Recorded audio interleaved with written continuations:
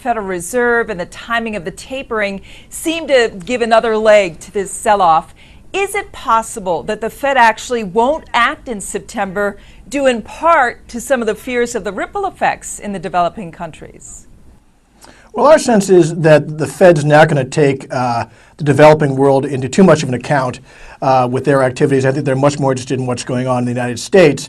But that being said, I do think it is a possibility that we see some softer data in the U.S. Over the next few months, and the Fed holds off, and that would be certainly a surprise to investors in general and emerging markets investors in particular. For those emerging market investors, they watch their stock holdings drop. They are also, of course, watching big currency drops in countries like India, Turkey, Brazil. I could go on. Are we at some sort of risk for a global currency crisis?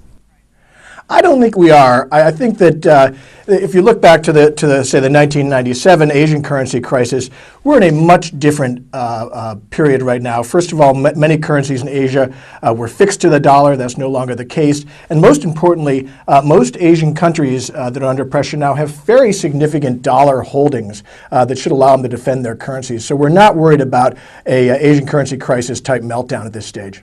So is the sell-off in emerging markets overdone or not? Where is the value at the moment? Yeah, it's hard to say, but I think we are seeing pockets of value as we look through the rubble here.